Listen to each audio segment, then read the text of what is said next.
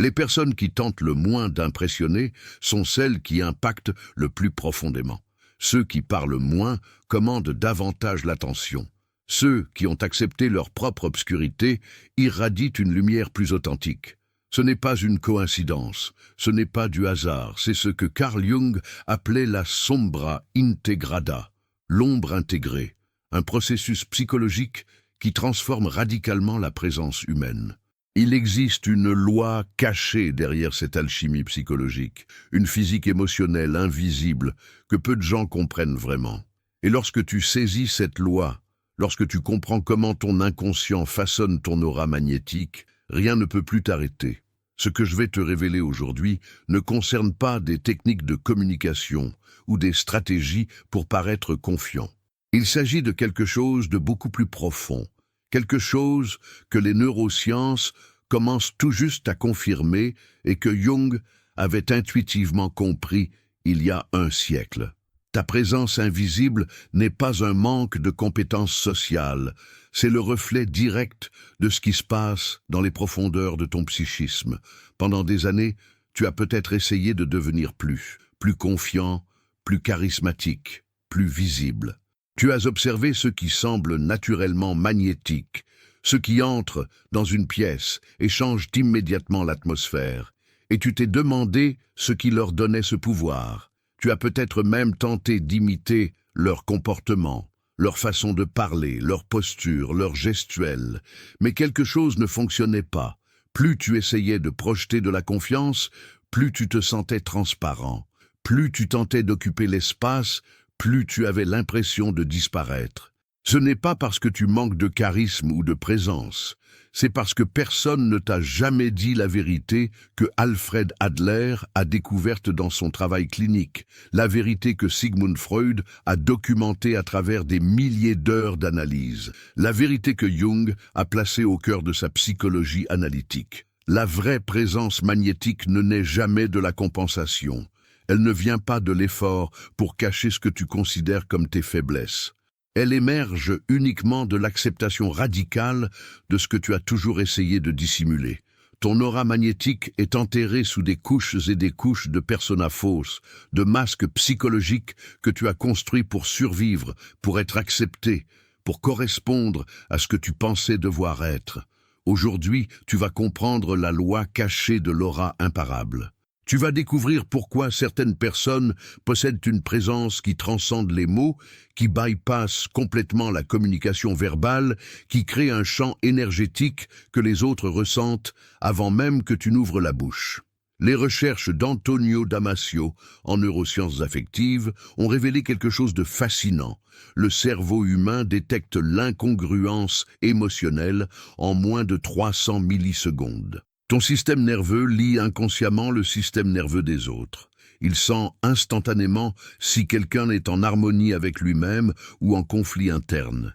Et c'est cette lecture inconsciente qui détermine si tu possèdes une présence magnétique ou si tu sembles transparent, invisible, comme si tu n'étais pas vraiment là.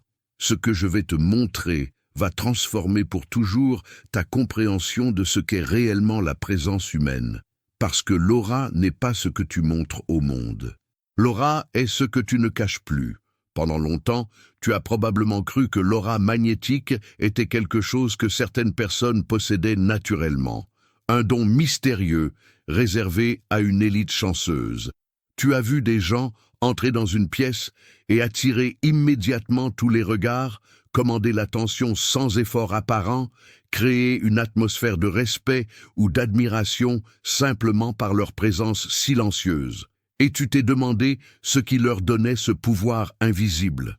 La réponse n'est pas dans ce qu'ils font extérieurement.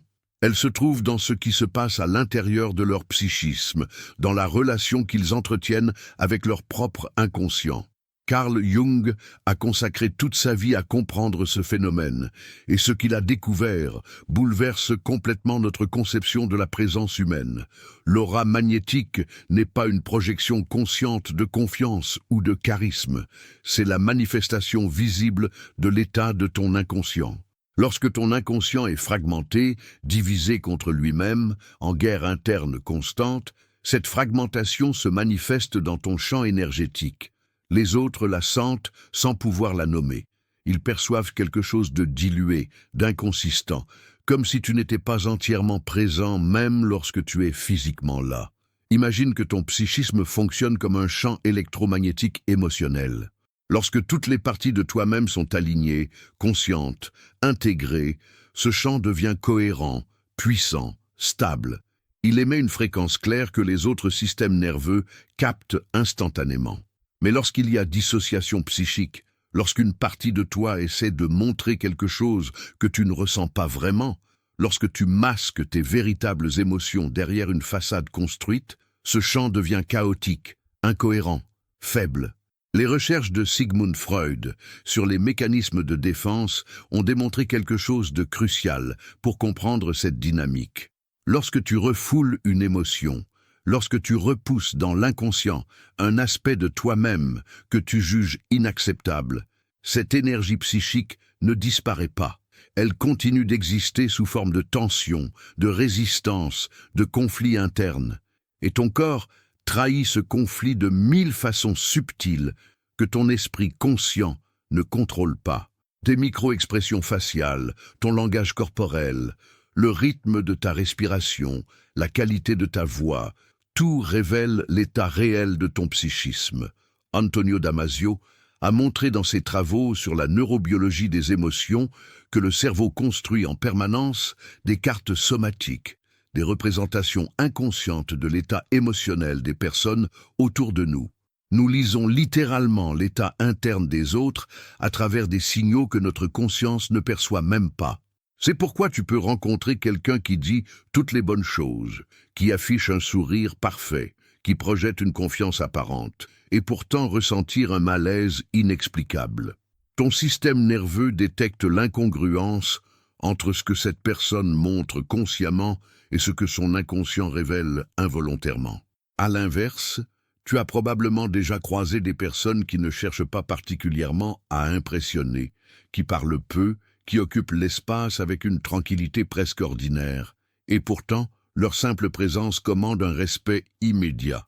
Ce n'est pas du charisme fabriqué, c'est la congruence émotionnelle totale, l'alignement parfait entre leur état interne et leur expression externe.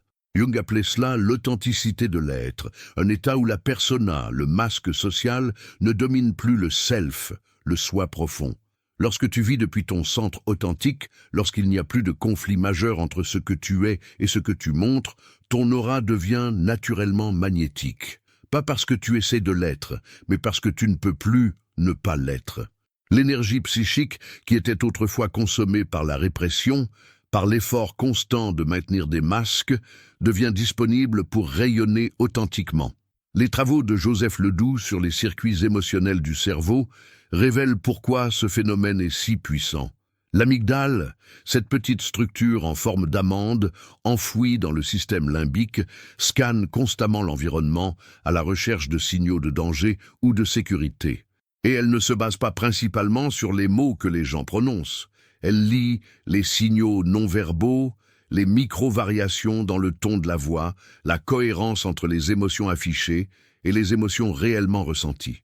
Lorsque quelqu'un est en conflit interne, lorsqu'il y a dissociation entre son état conscient et son état inconscient, l'amygdale des personnes autour de lui détecte cette incohérence comme un signal d'alerte subtil. Pas nécessairement un danger immédiat, mais quelque chose qui empêche la connexion profonde, qui bloque l'établissement d'une confiance authentique. C'est pourquoi tu peux techniquement faire tout ce qu'il faut, dire les bonnes choses, adopter les bonnes postures, et pourtant ne pas créer d'impact réel. Ton inconscient parle plus fort que tes efforts conscients. Ton aura révèle la vérité que ta persona tente de cacher. Voici ce que Jung a découvert, qui bouleverse tout ce que tu pensais savoir sur la présence humaine. L'individuation, ce processus psychologique de devenir qui tu es vraiment, ne consiste pas à construire une meilleure version de toi-même. Elle consiste à retirer les couches de faux semblants pour révéler ce qui a toujours été là, enfoui sous les conditionnements, sous les peurs, sous les stratégies de survie psychologique que tu as développées depuis l'enfance. La vraie aura magnétique n'est pas quelque chose que tu crées, c'est quelque chose que tu libères en cessant de te cacher de toi-même. Et c'est là que commence la véritable transformation, dans la compréhension profonde que ton invisibilité n'est pas un manque de quelque chose que tu dois acquérir, mais la présence de quelque chose que tu dois lâcher. Mais attends de comprendre ce qui se passe réellement lorsque tu commences ce processus de libération psychologique, parce que ce que je vais révéler maintenant explique pourquoi tant de gens restent piégés dans une présence diluée toute leur vie. Tu t'es déjà senti fragmenté, comme si différentes parties de toi-même tiraient dans des directions opposées. Une partie de toi veut s'exprimer authentiquement, dire ce que tu penses vraiment, montrer ce que tu ressens vraiment. Mais une autre partie, plus ancienne, plus profondément enracinée, te retient. Elle te murmure que ce n'est pas sûr, que tu seras jugé, rejeté, abandonné si tu révèles qui tu es vraiment. Cette division interne n'est pas un défaut de caractère, c'est une stratégie de survie psychologique parfaitement rationnelle que ton psychisme a développée pour naviguer dans un monde qui n'était peut-être pas prêt à recevoir ta pleine authenticité. Jung a passé des décennies à étudier ce phénomène qu'il appelait la persona, ce masque social que nous construisons pour nous adapter aux attentes extérieures. La persona en elle-même n'est pas problématique. Nous avons tous besoin d'une certaine adaptation sociale pour fonctionner dans le monde. Le problème survient lorsque la persona devient si épaisse, si rigide, si dominante, que tu perds contact avec ton self authentique, avec ce que Jung appelait le centre organisateur de la psyché. Lorsque tu vis principalement depuis ta persona plutôt que depuis ton self, quelque chose de très particulier se produit au niveau énergétique. Tu crées ce que Freud appelait une fuite psychique, une hémorragie constante d'énergie vitale. Maintenir un masque demande un effort considérable, même si tu n'en es pas consciemment conscient. Une partie significative de ton énergie psychique est constamment mobilisée pour surveiller ce que tu montres, pour contrôler ce que tu dis, pour réprimer ce que tu ressens vraiment. Cette énergie n'est plus disponible pour créer une présence magnétique authentique. C'est comme essayer d'alimenter une maison entière avec un circuit électrique dont la moitié des câbles sont court-circuités. Le courant se disperse, se dilue, s'affaiblit. Les autres le sentent. Pas consciemment, mais leur système nerveux capte cette dilution énergétique. Ils perçoivent quelque chose d'absent, d'incomplet, comme si tu n'étais présent qu'à moitié même lorsque tu es physiquement là. Alfred Adler a révélé une vérité encore plus profonde sur cette dynamique dans sa théorie du complexe d'infériorité. Selon Adler, presque tous les comportements humains peuvent être compris comme des tentatives de compenser un sentiment d'infériorité, réel ou imaginé. Lorsque tu te sens intrinsèquement inadéquat, insuffisant, pas assez quelque chose, tu développes des stratégies de compensation. Tu essaies de devenir plus fort, plus intelligent, plus charismatique, plus impressionnant. Mais voici le paradoxe psychologique crucial que Adler a découvert. Plus tu essaies de compenser, plus tu renforces inconsciemment le sentiment de base que quelque chose ne va pas avec toi. La compensation crée une dissonance interne que les autres sentent immédiatement. Ils ne savent peut-être pas exactement ce qu'ils perçoivent, mais ils sentent que quelque chose sonne faux, que tu essaies trop fort, que tu joues un rôle, plutôt que d'être simplement toi-même. Cette dissonance tue la présence magnétique plus efficacement que n'importe quelle timidité ou introversion naturelle, parce que la vraie présence magnétique ne naît jamais de l'effort pour être quelqu'un d'autre. Elle émerge uniquement de l'acceptation profonde de qui tu es déjà. Les recherches de Stephen Porges sur la théorie polyvagale apportent une compréhension neuroscientifique fascinante de ce phénomène. Porges a découvert que notre système nerveux autonome possède 3 états principaux: l'état ventral vagal de connexion sociale et de sécurité, l'état sympathique de mobilisation et de combat ou fuite, et l'état dorsal vagal de sidération et d'immobilisation.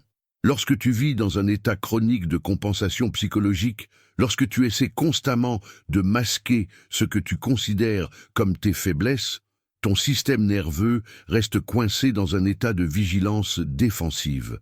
Tu n'es jamais vraiment dans l'état ventral vagal, cet état de repos et de connexion où la présence magnétique peut naturellement émerger. Au lieu de cela, même lorsque tu sembles détendu extérieurement, ton système nerveux envoie des signaux subtils de défense. Tes muscles faciaux ne se relâchent jamais complètement. Ton regard évite la connexion profonde.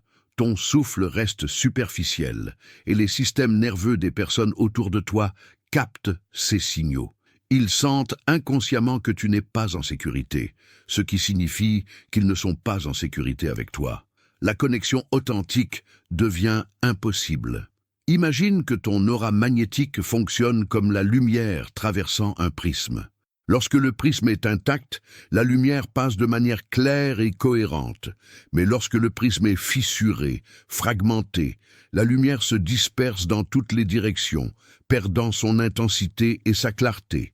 Tes fragmentations psychologiques internes créent exactement cet effet.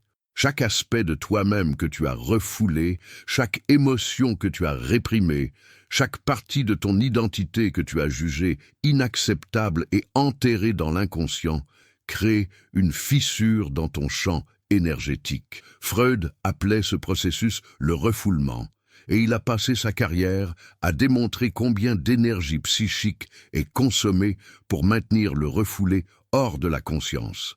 Cette énergie n'est plus disponible pour créer une présence puissante. Elle est piégée dans la tâche épuisante de garder tes propres ombres hors de vue. Et plus tu as refoulé, plus tu as de fuites énergétiques, moins il reste d'énergie disponible pour rayonner authentiquement. Et c'est là que les recherches de Joseph Ledoux révèlent quelque chose de vraiment troublant pour la plupart des gens. Ledoux a démontré que l'amygdale, ce centre émotionnel primitif du cerveau, forme des mémoires émotionnelles en dehors de la conscience consciente. Cela signifie que même les expériences que tu ne te rappelles pas consciemment, même les traumas que tu penses avoir oubliés, continuent d'influencer ton état émotionnel et ton comportement. Ces mémoires implicites créent des patterns de réactivité automatique que tu ne contrôles pas consciemment. Lorsque quelque chose dans ton environnement actuel ressemble même vaguement à une situation passée où tu as été blessé, rejeté ou menacé, ton amygdale déclenche une réponse défensive avant même que ta conscience ne réalise ce qui se passe. Et cette réactivité inconsciente se manifeste dans ton langage corporel, dans ton ton de voix, dans la qualité de ta présence. Les autres la sentent. Ils ne savent pas pourquoi, mais ils perçoivent que tu es sur la défensive, que tu n'es pas vraiment disponible pour une connexion authentique. Ton aura se contracte, se ferme, se protège, et cette protection devient une prison qui t'isole de la présence magnétique que tu cherches. Voici la vérité que personne ne veut entendre, mais que tout le monde a besoin de comprendre. Ta présence diluée, ton impression d'invisibilité sociale, ton sentiment que les gens ne te voient pas vraiment, ce n'est pas parce qu'il te manque quelque chose. C'est parce que tu caches activement des parties essentielles de toi-même. Chaque fois que tu réprimes une émotion authentique, chaque fois que tu censures une pensée vraie, chaque fois que tu ajustes ton comportement pour correspondre à ce que tu penses que les autres attendent, tu affaiblis ton champ magnétique, tu te dilues. Tu deviens une version édulcorée de toi-même, acceptable peut-être, mais jamais vraiment mémorable, jamais vraiment magnétique. Jung disait que l'individuation, ce processus de devenir pleinement qui tu es, exige le courage de descendre dans les profondeurs de ton propre inconscient et de confronter ce que tu y trouves. Ce courage est rare. La plupart des gens passent leur vie entière à fuir leurs propres ombres, à maintenir des personas élaborés qui les protègent de leur propre vérité psychologique. Et ils se demandent pourquoi ils se sentent vides, pourquoi leur vie manque de profondeur, pourquoi personne ne semble vraiment les voir. Mais attends de comprendre ce que cela signifie vraiment pour ton rayonnement, parce que ce que je vais révéler maintenant est le cœur de la transformation de l'aura magnétique. Il existe un secret que Jung a passé toute sa vie à étudier, un secret qui change tout lorsque tu le comprends vraiment. L'aura magnétique imparable ne naît pas de la perfection. Elle ne vient pas de l'élimination de tes défauts ou de la construction d'une image idéale de toi-même. Elle émerge de l'intégration complète de ton ombre, de tout ce que tu as rejeté, réprimé, caché dans les coins sombres de ton psychisme. Jung définissait l'ombre comme l'ensemble des aspects de nous-mêmes que nous ne voulons pas reconnaître, les qualités que nous jugeons inacceptables, honteuses, faibles, dangereuses. Mais voici ce que la plupart des gens ne comprennent pas à propos de l'ombre. Elle ne contient pas seulement ce qui est négatif ou destructeur. Elle contient aussi une énergie vitale immense, une créativité brute, une authenticité puissante que tu as enterrée parce que quelqu'un t'a dit un jour que ce n'était pas acceptable d'être toi-même de cette façon. Lorsque tu commences le travail d'intégration de l'ombre, lorsque tu fais face consciemment à ces parties de toi-même que tu as rejetées, quelque chose de profond se produit dans ton psychisme. L'intégration de l'ombre ne signifie pas agir sur tous tes désirs refoulés ou exprimer tous tes aspects les plus sombres sans discernement. Cela signifie reconnaître leur existence, accepter qu'ils font partie de la totalité de qui tu es et transformer consciemment cette énergie plutôt que de la réprimer. Jung appelait ce processus l'individuation et il le considérait comme le travail psychologique le plus important qu'un être humain puisse entreprendre. L'individuation consiste à rendre conscient ce qui était inconscient, à intégrer ce qui était fragmenté, à devenir entier plutôt que parfait. Et lorsque ce processus commence, ton aura change radicalement. Parce que l'énergie psychique qui était auparavant consommée par la répression, par l'effort constant de maintenir certaines parties de toi-même hors de la conscience, devient soudainement disponible. Cette énergie commence à circuler librement à travers ton système, créant un champ magnétique beaucoup plus puissant que n'importe quelle persona construite consciemment ne pourrait jamais produire. Freud a découvert dans sa pratique analytique quelque chose de crucial pour comprendre cette transformation. Lorsqu'un contenu refoulé est ramené à la conscience et intégré, il cesse de consommer de l'énergie psychique pour son maintien hors de la conscience. C'est comme si tu fermais une fuite dans un réservoir. L'énergie qui s'échappait constamment devient soudainement disponible pour d'autres usages. Les patients de Freud rapportaient souvent se sentir plus vivants, plus énergiques, plus présents, après avoir intégré des aspects refoulés de leur psyché. Ce n'est pas parce qu'ils avaient gagné quelque chose de nouveau, c'est parce qu'ils avaient récupéré l'énergie qui était auparavant piégée dans le processus de refoulement. Et cette énergie libérée se manifeste naturellement dans une présence plus forte, plus cohérente, plus magnétique. Tu n'as pas besoin d'apprendre à être charismatique. Tu as besoin de libérer le charisme qui était emprisonné par tes propres mécanismes de défense psychologique. Les travaux de Richard Davidson sur la neuroplasticité émotionnelle révèlent quelque chose de fascinant sur ce processus. Davidson a démontré que notre cerveau possède une capacité remarquable à se reconfigurer en fonction de nos pratiques mentales. Lorsque tu commences consciemment le travail d'acceptation radicale de toi-même, y compris de tes aspects que tu juges négatifs, ton cerveau commence littéralement à créer de nouvelles connexions neuronales. Les circuits qui étaient auparavant dédiés à la surveillance constante de tes expressions, au contrôle de tes émotions, à la maintenance de ta persona, commencent à se relâcher. De nouveaux circuits se forment, des circuits qui permettent une expression plus spontanée, plus authentique, plus fluide de qui tu es. Cette transformation neurologique se manifeste dans ta présence physique. Ton corps se détend. Tes expressions faciales deviennent plus naturelles. Ta voix gagne en résonance. Les autres sentent immédiatement ce changement, même s'ils ne peuvent pas le nommer consciemment. Ils perçoivent quelqu'un qui est plus présent, plus réel, plus connecté à lui-même. Viktor Frankl, ce psychiatre qui a survécu au camp de concentration nazi et fondé la logothérapie, a découvert quelque chose de profondément pertinent à cette discussion. Frankl disait que le sens de la vie ne vient pas de l'absence de souffrance ou de difficulté. Il vient de la totalité de l'expérience humaine, y compris et peut-être surtout à travers les aspects les plus sombres et les plus difficiles de notre existence.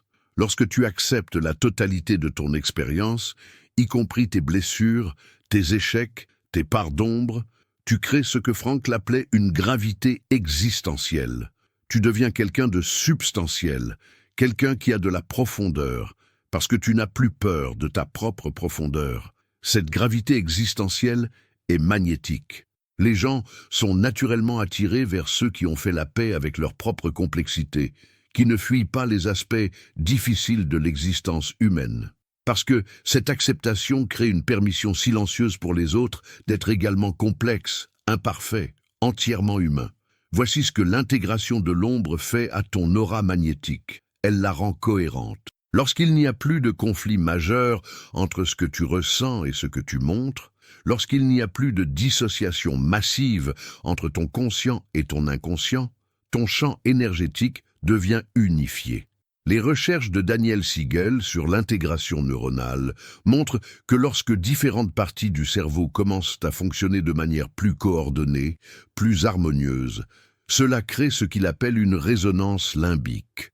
Ton système limbique, ce centre émotionnel du cerveau, commence à émettre des signaux plus clairs, plus cohérents, et ces signaux sont captés par les systèmes limbiques des personnes autour de toi. C'est une forme de communication inconsciente, cerveau à cerveau, qui se produit en dessous du niveau de la conscience. Lorsque ton système limbique est en harmonie avec lui-même, il crée une harmonie dans les systèmes limbiques des autres. Ils se sentent bien en ta présence sans savoir exactement pourquoi. Ils sont attirés vers toi parce que ton état interne crée un sentiment de sécurité, de cohérence, de présence authentique. Mais attends de comprendre ce que cela signifie vraiment lorsque cette intégration commence à se manifester dans ton corps, dans ton système nerveux, dans ta présence physique immédiate. Parce que ce que je vais révéler maintenant explique pourquoi certaines personnes peuvent transformer une pièce entière simplement en y entrant. Pourquoi leur silence commande plus d'attention que les discours bruyants des autres. Ce n'est pas de la magie, c'est de la psychologie profonde, manifestée à travers la neurobiologie. Et une fois que tu comprends ce mécanisme, tu peux consciemment commencer à libérer ta propre présence magnétique imparable. Tu as probablement remarqué quelque chose d'étrange chez les personnes qui possèdent une vraie présence magnétique. Elles ne semblent pas essayer particulièrement fort. Elles ne remplissent pas l'espace avec des mots inutiles. Elles ne gesticulent pas de manière exagérée. Elles ne tentent pas désespérément de prouver leur valeur ou leur compétence. Et pourtant, leur simple présence silencieuse commande un respect immédiat. Les conversations s'arrêtent lorsqu'elles parlent. Les gens se tournent naturellement vers elles pour avoir leur opinion. Il y a une gravité autour d'elle qui attire l'attention sans effort apparent. Ce phénomène n'est pas accidentel. Il ne vient pas d'un don mystique ou d'une chance génétique. Il émerge de quelque chose de très spécifique dans leur structure psychologique, quelque chose que Jung a identifié et que les neurosciences modernes commencent à confirmer. Ces personnes ont atteint un état où elles n'ont plus rien à prouver.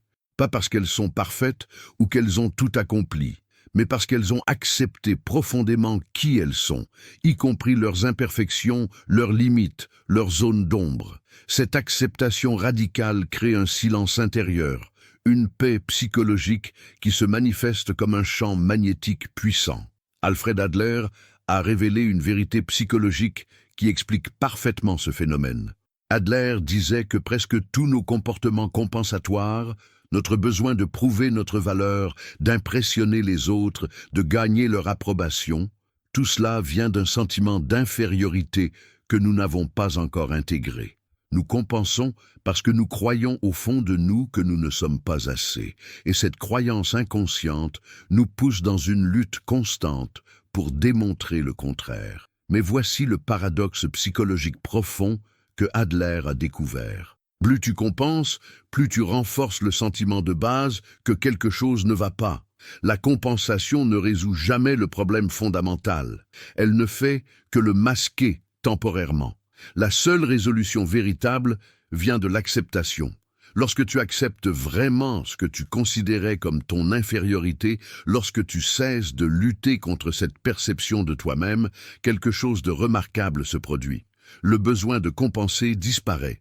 Et avec lui disparaît toute cette énergie épuisante que tu dépensais pour essayer de prouver que tu es différent de ce que tu crains d'être. Jung appelait ce processus la dissolution de la persona au profit du self. La persona, ce masque social que tu portes, commence à s'effacer.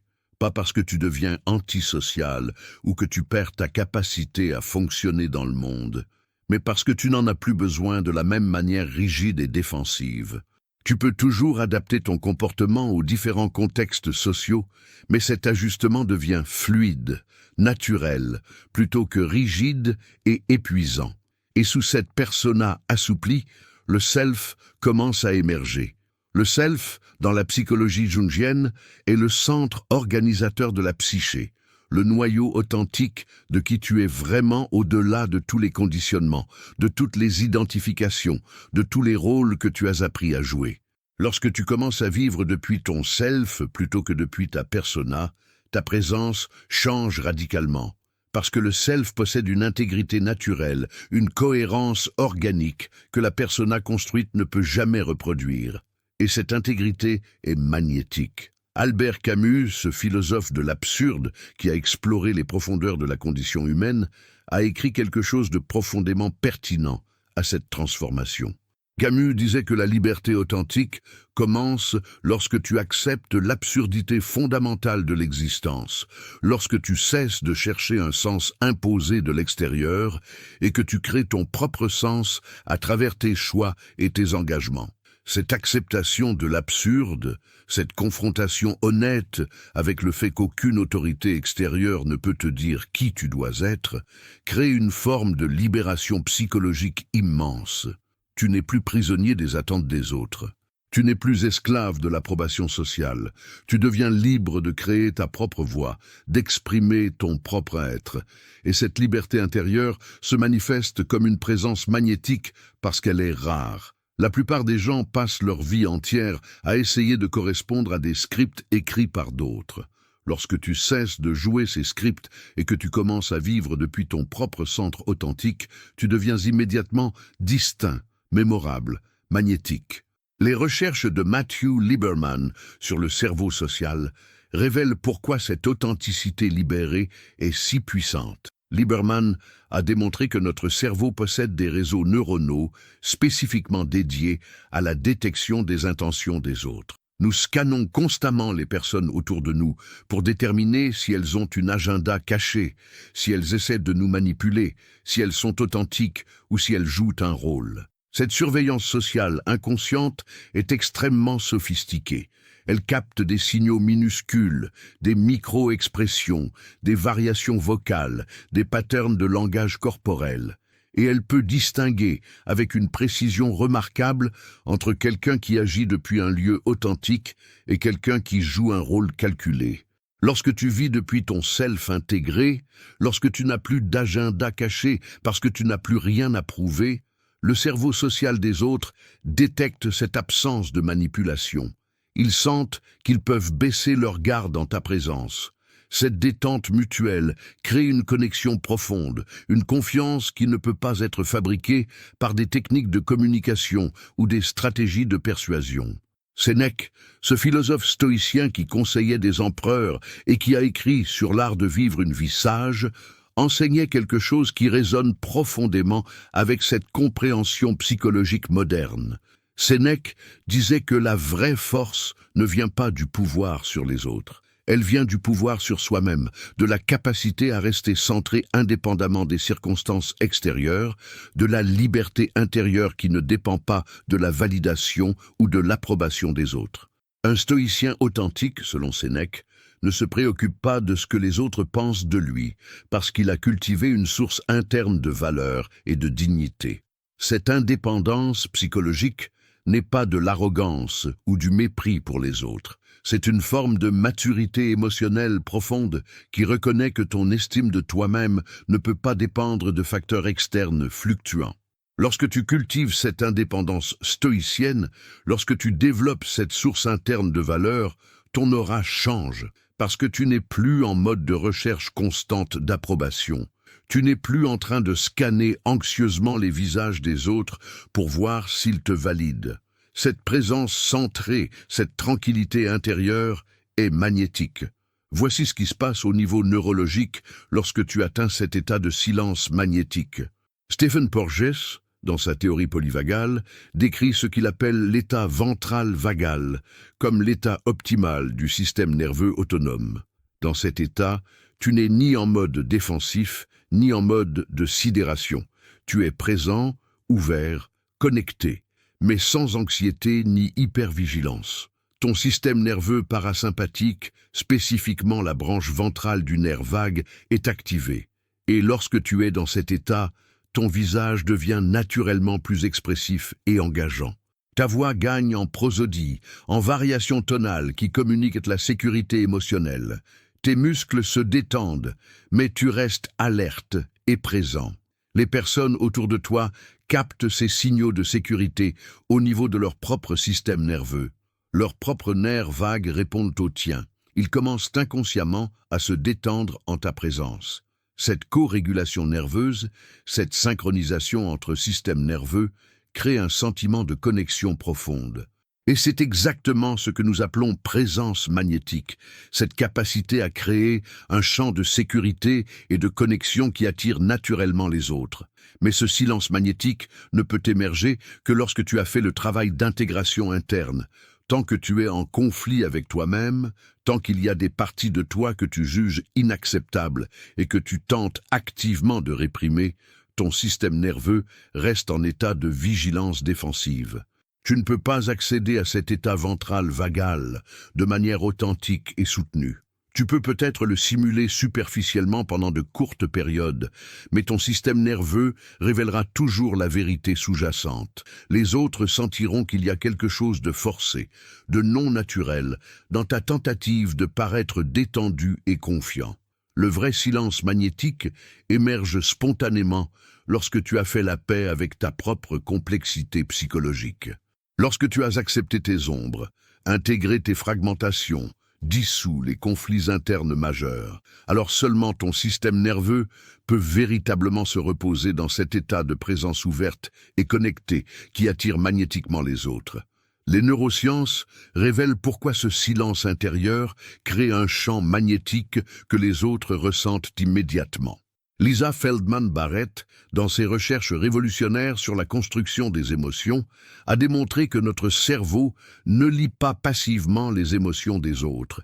Il prédit activement ce que les autres ressentent en se basant sur des signaux contextuels multiples, et ces prédictions influencent notre propre état émotionnel.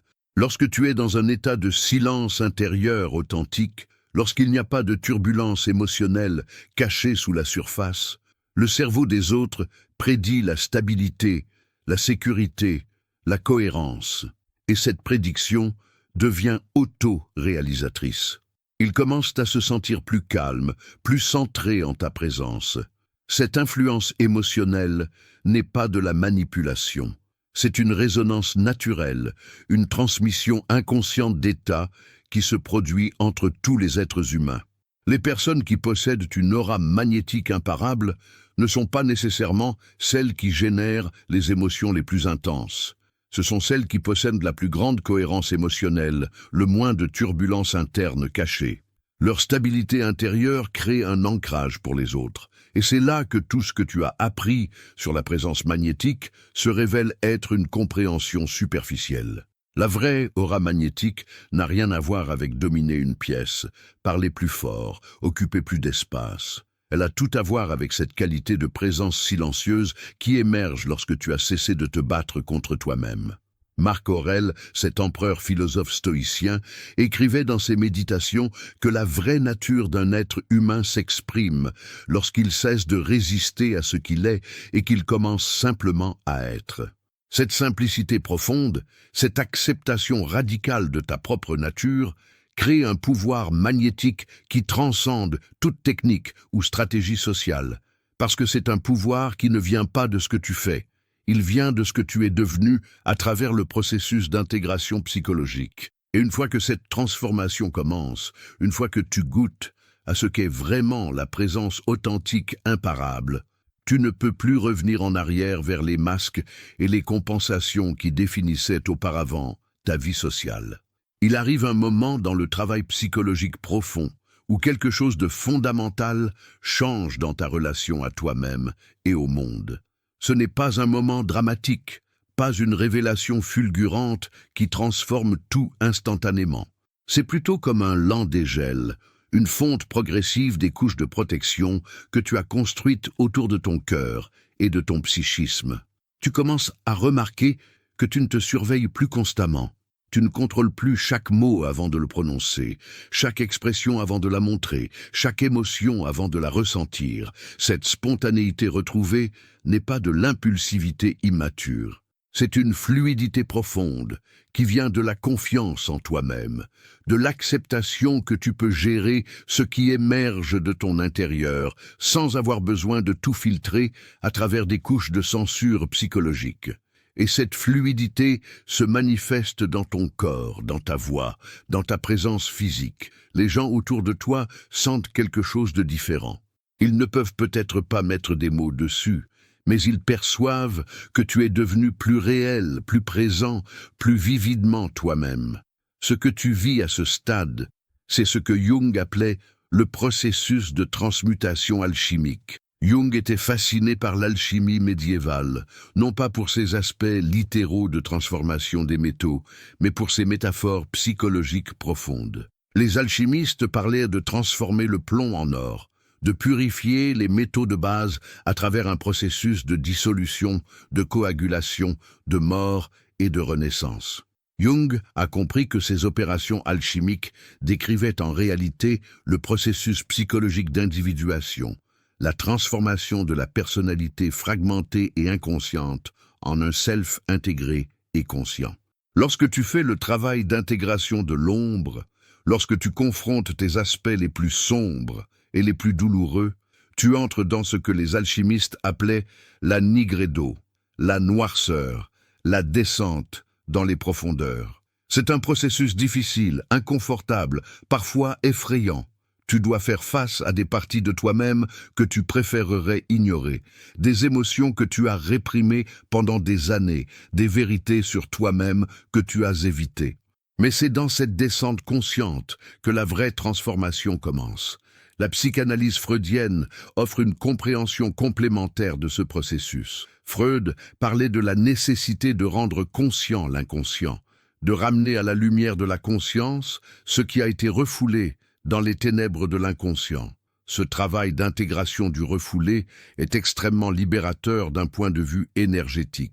Chaque contenu refoulé consomme de l'énergie psychique pour son maintien hors de la conscience. Lorsque tu ramènes ces contenus à la conscience et que tu les intègres, tu libères cette énergie. C'est comme si tu débranchais des dizaines de petits appareils électriques qui tournaient en arrière-plan, drainant constamment ta batterie psychologique. Soudainement, tu as accès à beaucoup plus d'énergie vitale. Cette énergie libérée ne reste pas statique. Elle commence à circuler à travers ton système, à dynamiser ta présence, à amplifier ton champ magnétique. Les gens le remarquent. Ils te trouvent soudainement plus vivant, plus engageant, plus présent.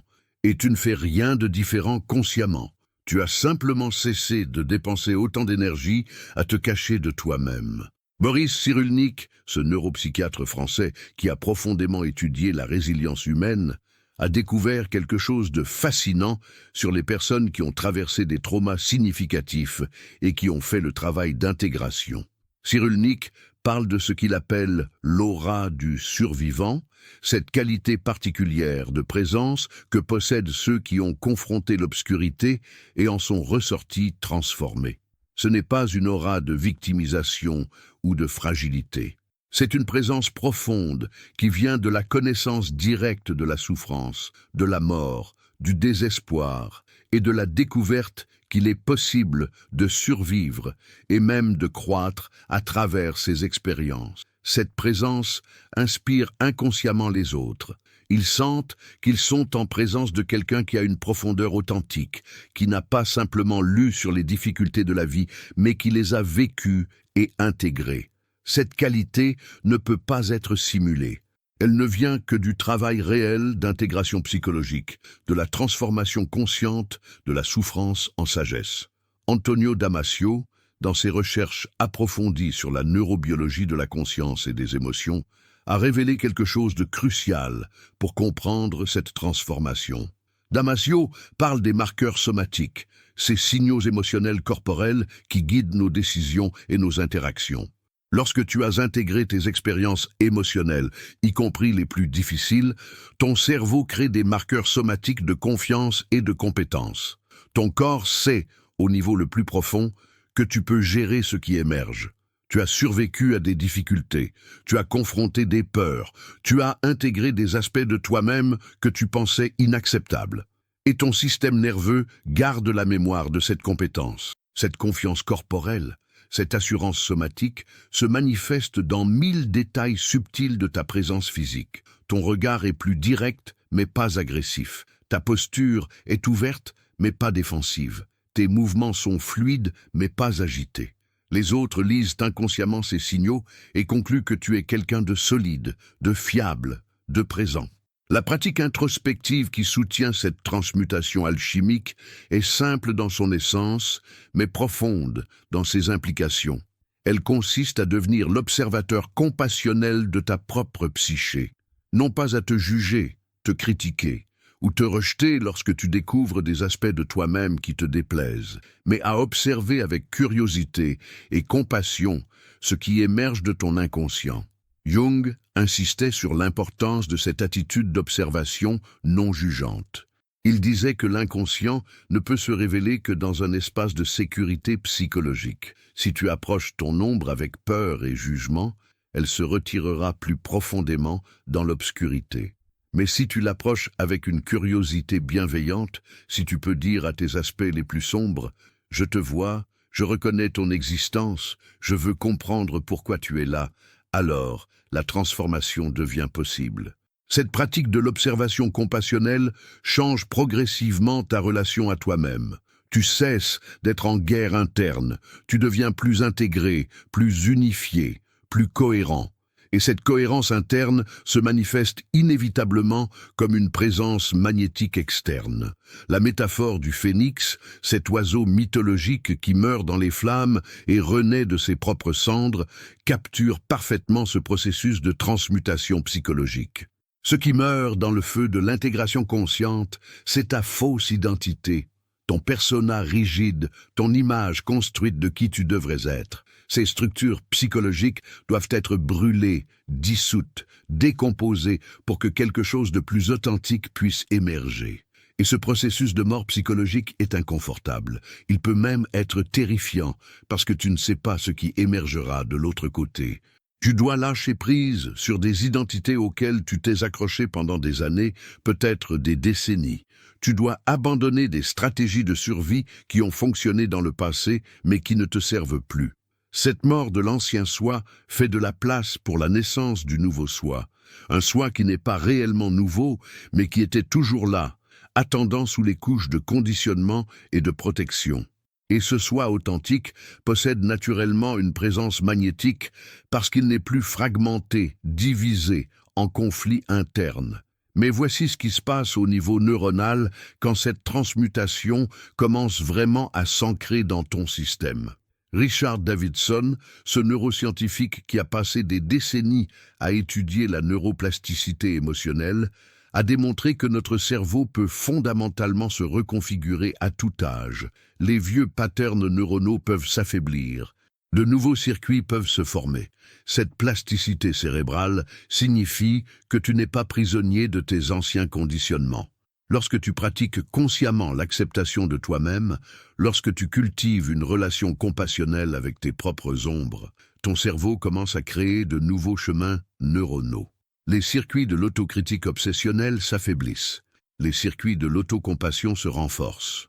Les patterns de vigilance défensive chronique se relâchent. Les circuits de connexion sociale sécurisés s'activent plus facilement. Cette reconfiguration neuronale ne se produit pas du jour au lendemain. C'est un processus graduel qui demande de la patience et de la persistance. Mais elle produit des changements réels et mesurables dans la façon dont ton cerveau fonctionne, et par extension, dans la façon dont tu te présentes dans le monde. Daniel Siegel, dans son travail sur la neurobiologie interpersonnelle, parle de l'intégration comme le processus fondamental de la santé mentale. Pour Siegel, L'intégration signifie lier ensemble des parties séparées et différenciées d'un système en un tout fonctionnel. Lorsque ton cerveau est intégré, les différentes régions communiquent efficacement entre elles. Ton cortex préfrontal, siège de la pensée rationnelle et de la planification, peut moduler efficacement ton amygdala, centre de la peur et des réactions émotionnelles intenses. Ton hémisphère gauche, plus analytique et verbal, peut collaborer avec ton hémisphère droit, plus intuitif et émotionnel. Cette intégration neuronale crée ce que Siegel appelle la flexibilité adaptative, la capacité à répondre de manière appropriée aux circonstances changeantes plutôt que de réagir de manière rigide et automatique. Et cette flexibilité se manifeste dans ta présence. Tu deviens moins prévisible dans le bon sens, capable de réponses nuancées et situées plutôt que de réactions stéréotypées. Les gens trouvent cette flexibilité rafraîchissante et engageante. Tu n'es plus une caricature unidimensionnelle, mais un être humain complexe et intéressant. Cette transmutation alchimique, ce processus de transformation profonde de la personnalité est ce que les mystiques de toutes les traditions ont décrit depuis des millénaires. Ils utilisaient des langages différents, des métaphores culturellement spécifiques, mais ils pointaient tous vers la même réalité psychologique, la nécessité de mourir à ton ancien soi pour renaître à ton soi authentique. La nécessité de descendre dans les ténèbres avant de pouvoir vraiment apprécier la lumière. La nécessité de confronter le dragon, l'ombre, le démon intérieur pour récupérer le trésor de ton authenticité. Ce n'est pas un enseignement religieux. C'est une vérité psychologique profonde que Jung a consacré sa vie à articuler dans un langage scientifique moderne. Et lorsque tu comprends cette vérité, lorsque tu l'incarnes à travers ton propre travail d'intégration, tu deviens naturellement magnétique. Pas parce que tu as appris des techniques ou des stratégies, mais parce que tu es devenu réellement plus présent, plus vivant, plus authentiquement toi-même. Et l'authenticité véritable est toujours magnétique. Maintenant que cette transmutation a commencé, maintenant que tu as goûté à ce qu'est la vraie cohérence interne, quelque chose d'encore plus profond peut émerger. Ce n'est plus simplement une question d'intégrer tes ombres ou de dissoudre ta persona. C'est une question de devenir la loi incarnée, de vivre depuis un centre si profondément ancré que rien d'externe ne peut te déstabiliser fondamentalement. Viktor Frankl, qui a survécu à l'enfer des camps de concentration nazis, a découvert ce qu'il appelait la dernière liberté humaine. Même lorsque tout est pris, même lorsque tu n'as aucun contrôle sur tes circonstances externes, tu conserves toujours la liberté de choisir ton attitude, de donner un sens à ta souffrance, de décider qui tu seras face à l'adversité. Cette liberté intérieure ultime est ce que Frankl appelait la gravité existentielle. Lorsque tu as découvert un sens profond à ton existence, lorsque tu vis aligné avec tes valeurs les plus profondes, tu crées une présence qui possède un poids existentiel. Les autres le sentent. Ils perçoivent qu'ils sont en présence de quelqu'un qui sait pourquoi il est ici, qui vit avec intention et profondeur, qui n'est pas simplement ballotté par les circonstances, mais qui navigue consciemment à travers la vie. Carl Jung avait un concept pour décrire le résultat final de l'individuation, le processus de devenir pleinement qui tu es. Il l'appelait le self réalisé, avec un S majuscule pour le distinguer du petit moi égoïque. Le self, dans la psychologie jungienne, est la totalité de la psyché, consciente et inconsciente, intégrée en un tout fonctionnel. C'est le centre organisateur autour duquel toute ta personnalité s'ordonne. Lorsque tu vis depuis ton self, plutôt que depuis ton ego défensif, quelque chose de remarquable se produit dans ta présence. Jung utilisait le terme numineux pour décrire cette qualité. Le numineux est cette expérience du sacré, du transcendant, du mystérieux, qui inspire à la fois la fascination et un respect proche de la crainte. Les personnes qui ont atteint un haut degré d'individuation, qui vivent depuis leur self réalisé, possèdent souvent cette qualité lumineuse. Pas parce qu'elles prétendent être spéciales ou supérieures, mais parce qu'elles ont touché quelque chose de profond en elles-mêmes. quelque chose qui transcende la personnalité ordinaire, et cette profondeur se manifeste naturellement dans leur présence. La neuroplasticité à ce stade avancé d'intégration psychologique crée des changements durables dans la structure même de ton cerveau. Les recherches de Richard Davidson ont montré que les pratiquants méditatifs de longue durée, ceux qui ont passé des dizaines de milliers d'heures en pratique contemplative, montrent des différences mesurables dans leur activité cérébrale. Leur cortex préfrontal gauche, associé aux émotions positives et à l'approche engagée, est significativement plus actif que la moyenne. Leur amygdala, centre de la peur et de l'anxiété, montre une réactivité réduite aux stimuli stressants. Ces changements ne sont pas temporaires. Ils représentent une reconfiguration fondamentale de la façon dont leur cerveau traite l'expérience émotionnelle. Et tu n'as pas besoin de devenir un moine méditant pour accéder à une forme de cette transformation. Le travail d'intégration psychologique, lorsqu'il est fait avec consistance et profondeur, produit des effets neuroplastiques similaires. Ton cerveau apprend littéralement de nouveaux patterns de réponse émotionnelle, de nouveaux modes de présence dans le monde. La pratique finale, celle qui ancre tout ce travail d'intégration, est simple à énoncer, mais profonde à vivre. Elle consiste à vivre depuis ton centre plutôt que depuis la périphérie de l'approbation externe. La plupart des gens vivent toute leur vie à la périphérie, constamment orientés vers l'extérieur, cherchant validation, approbation, confirmation qu'ils sont acceptables. Cette orientation externe crée une instabilité fondamentale. Ton sens de toi-même dépend de facteurs que tu ne contrôles pas, les opinions des autres, les circonstances changeantes, les feedbacks externes. Lorsque tu commences à vivre depuis ton centre, lorsque tu cultives une source interne de valeur et de dignité, tout change. Tu n'es plus aussi affecté par les opinions externes. Tu peux recevoir des critiques sans t'effondrer. Tu peux recevoir des compliments sans te gonfler d'orgueil. Tu restes centré parce que ton sens de toi-même ne dépend plus principalement de l'extérieur. Marc Aurèle, cet empereur stoïcien, écrivait dans ses méditations personnelles que la vraie souveraineté ne vient pas du pouvoir sur les autres, mais du pouvoir sur tes propres pensées et réactions. Cette souveraineté intérieure est la base de la présence imparable. L'être humain imparable n'est pas celui qui ne rencontre jamais d'obstacles ou de défaites. C'est celui qui a développé une relation si profonde avec son propre centre que rien d'externe ne peut le déraciner fondamentalement. Tu peux être bousculé, défié, critiqué, rejeté, et pourtant tu restes fondamentalement toi-même.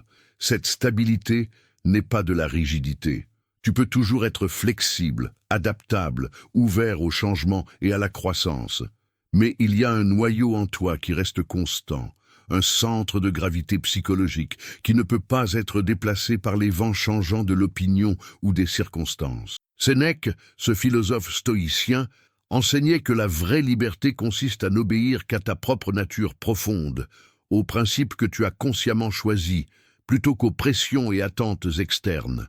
Cette obéissance à ta propre nature est ce qui te rend véritablement imparable, parce que personne ne peut te forcer à te trahir toi-même. Tu peux choisir, même face aux pressions les plus intenses, de rester fidèle à qui tu es vraiment. La présence imparable qui émerge de ce processus d'intégration profonde possède des qualités spécifiques que les autres reconnaissent immédiatement, même s'ils ne peuvent pas les nommer. Il y a une tranquillité sous-jacente qui n'est pas dérangée par l'agitation superficielle. Il y a une profondeur qui invite à la connexion authentique plutôt qu'à l'interaction superficielle. Il y a une intégrité, un sens, que cette personne vit en alignement avec ses valeurs plutôt que de les trahir pour la commodité ou l'approbation. Il y a une présence incarnée, un sentiment que cette personne habite pleinement son corps et son expérience plutôt que de se dissocier dans l'abstraction mentale. Il y a une acceptation radicale de l'imperfection, la sienne et celle des autres, qui crée un espace de permission pour l'humanité authentique. Toutes ces qualités ensemble créent un champ magnétique puissant. Les gens veulent être autour de toi, pas parce que tu les divertis ou les impressionnes, mais parce que ta présence leur donne la permission d'être plus authentiquement eux-mêmes. Et maintenant que tu comprends cette loi cachée de l'aura magnétique, maintenant que tu vois comment l'intégration psychologique profonde crée une présence imparable, tout ce qui te reste à faire, c'est de commencer le travail. Pas demain, pas quand tu te sentiras prêt, mais maintenant, dans ce moment. Le voyage d'intégration commence par un acte simple mais profond de reconnaissance. Reconnaître que tu as des ombres, des aspects de toi-même que tu as jugés et réprimés. Reconnaître que ton invisibilité sociale n'est pas un manque de compétences, mais le résultat d'une fragmentation psychologique. Reconnaître que la vraie présence magnétique ne peut jamais venir de la performance, mais uniquement de l'authenticité. Cette reconnaissance est le premier pas. Et chaque pas suivant consiste simplement à observer avec compassion ce qui émerge de ton inconscient, à accueillir plutôt qu'à rejeter, à intégrer plutôt qu'à fragmenter davantage. Le travail n'est jamais terminé, parce que l'inconscient est vaste et contient toujours plus de profondeur à explorer. Mais chaque couche que tu intègres te rend plus présent, plus vivant, plus magnétiquement toi-même. Il y a une paix profonde qui vient lorsque tu cesses enfin de lutter contre toi-même, lorsque tu acceptes la totalité de ton expérience humaine, la lumière et l'ombre, les forces et les faiblesses, les succès et les échecs. Cette acceptation ne signifie pas résignation ou complaisance. Elle signifie reconnaître honnêtement ce qui est avant de pouvoir transformer consciemment ce qui peut être transformé. Jung disait que nous ne devenons pas éclairer en imaginant des figures de lumière, mais en rendant l'obscurité consciente. C'est dans la descente consciente dans tes propres profondeurs que tu trouves le trésor de ton authenticité. Et ce trésor, une fois découvert et intégré, se manifeste naturellement comme une présence magnétique qui n'a plus besoin d'être défendue ou prouvée parce qu'elle est simplement réelle. Tu n'es plus invisible parce que tu ne te caches plus. Tu n'es plus fragmenté parce que tu as fait le travail d'intégration. Tu n'es plus à la recherche désespérée d'approbation parce que tu as trouvé une source interne de valeur. Tu rayonnes depuis ton centre. Et ce rayonnement attire naturellement ceux qui sont prêts pour une connexion authentique, qui cherchent la profondeur plutôt que la superficialité, qui reconnaissent en toi le reflet de leur propre potentiel d'intégration et de présence authentique. Lequel de ces mécanismes de transformation as-tu le plus profondément ressenti en toi pendant cette exploration? Partage ta réflexion en commentaire. J'aimerais vraiment connaître ton expérience de cette reconnaissance de l'aura cachée qui attend d'être libérée en toi. Combien de ces patterns d'invisibilité et de fragmentation as-tu reconnu dans ta propre vie?